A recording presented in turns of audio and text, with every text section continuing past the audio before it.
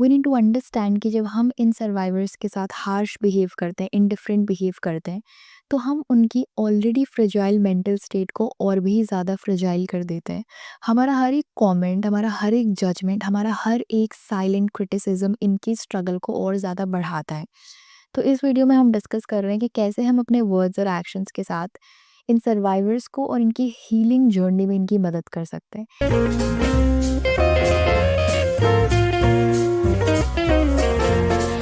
Hi everybody, welcome back to the channel. You're watching and listening to Miss Amira Jyoti on Speak Up Hesitations. You guys are on Speak Up Hesitations as well. आज की video का title help the survivor don't kill them more.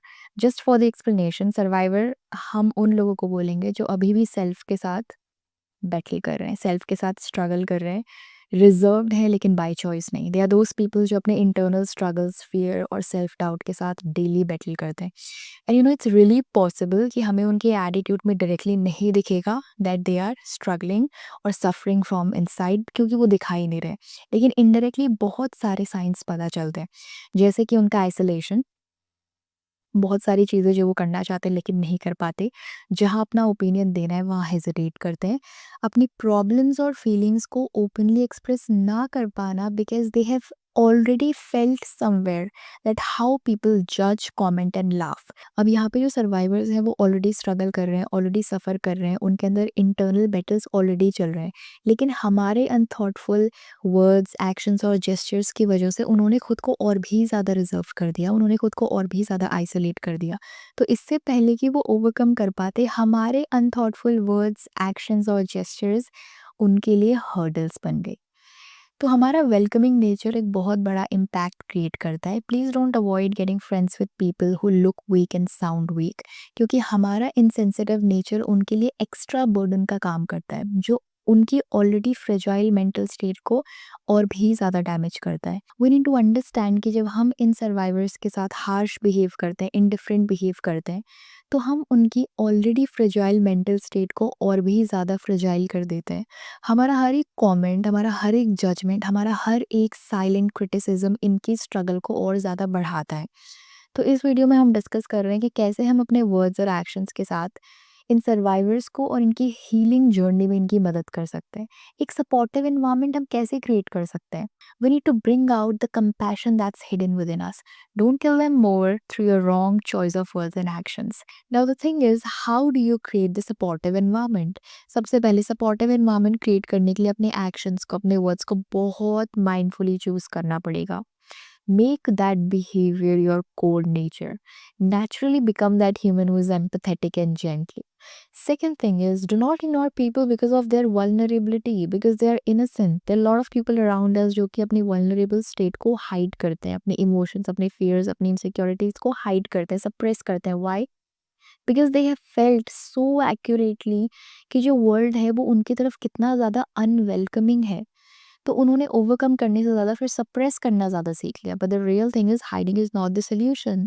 Overcome कर पाना is the solution, और overcome वो naturally कर लेंगे। हमें सिर्फ उनकी वल्नरेबिलिटी की वजह से या उनके इनोसेंस की वजह से उन्हें इग्नोर नहीं करना है, उन्हें साइड लाइन नहीं करना है। And it's enough for them to overcome what they are going through. Nobody is asking you to give them special treatment or just be available for them for 24 hours.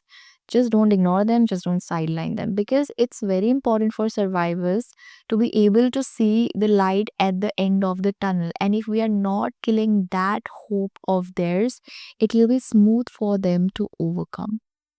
तो अगर हमारे morals, ethics, principles जितने घर के अंदर दिखते हैं, उतने ही घर के बाहर भी दिखें। That's all we want around us, right? Think about it. Now the another thing is, अगर हम एक ऐसा सपोर्टिव इन्वायरमेंट क्रिएट कर पाए तो सर्वाइवर्स अपने आप ही कम्युनिकेट करने में फ्लेक्सिबल हो जाएंगे। जो अननेसेसरी आइसोलेशन में वो चले गए थे, उस आइसोलेशन से बाहर आ पाएंगे। फोर्सफुली जिस तरीके से उन्होंने खुद को रिजर्व कर लिया था, अपना रिजर्व नेचर बना लिया था, उस नेचर को ब्रेक करके वो ओपननेस को एक्सप्लोर कर पाएंगे। जब हम एक ऐसा सेफ, अंडरस्टैंडिंग और नॉन जजमेंटल इन्वायरमेंट क्रिएट करते हैं, तो सर्वाइवर्स अपने आप ही अपने इमोशंस को एक्सप्रेस करने में कंफर्टेबल फील करेंगे। अगर उन्हें ये रियलाइज़ होगा, उन्हें ये फील होगा कि ये स्पेस बहुत ज़्यादा सेफ है, तो वो अपने इनर बैटल्स को, जो कि उनकी सबसे बड़ी प्राइवेसी है, वो उसको ब्रेक करके अपने थॉट्स को कम्युनिकेट करेंगे, अपने थॉट्स वोकलाइज करेंगे, वर्बली एक्सप्रेस करेंगे। उनका जो रिजर्व नेचर उन्होंने खुद की प्रोटेक्शन के लिए क्रिएट किया था, वही रिजर्व नेचर ग्रेजुअली फिर वो डिसॉल्व होना शुरू हो जाएगा, क्योंकि जब उन्हें हमारे वर्ड्स और एक्शंस का सपोर्ट मिलेगा, तब जाके वो एक फ्लेक्सिबिलिटी और ईज़ फील करेंगे कि वो अपने फियर्स के ऊपर बात करेंगे। और यही ओपननेस उनकी हीलिंग प्रोसेस को फास्ट करेगा, क्योंकि पहले कहीं न कहीं मेंटल हेल्थ सफ़र कर रही थी, वही मेंटल हेल्थ अब एक ईज़ और एक फ्लेक्सिबिलिटी फ़ील करेगी because of the safe place which they are getting. तो हमारा कोर नेचर तो वैसे भी काइंड ही होना चाहिए। आप टफ सिचुएशंस के अकॉर्डिंग, टफ लोगों के अकॉर्डिंग अपने आप को मोल्ड कर सकते हो, but get back to your core nature as quick as you can. Don't allow unkind world to take away your kindness, because kindness should take away unkind nature. Think about it. You know, there's one thing I've learned and it kind of stuck with me. Kindness needs to be taught. Kindness is not just a word, it's your whole character, it's your whole personality. Kindness should be through your words, kindness should be through your actions, kindness should be through your gestures. Act of kindness is also an education for a child while they're growing up. तो kindness तभी बाहर निकलेगी, kindness तभी बाहर reflect होगी जब kindness अंदर होगी.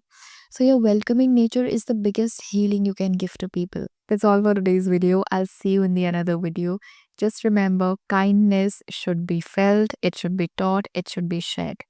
Thanks for watching. Bye for now.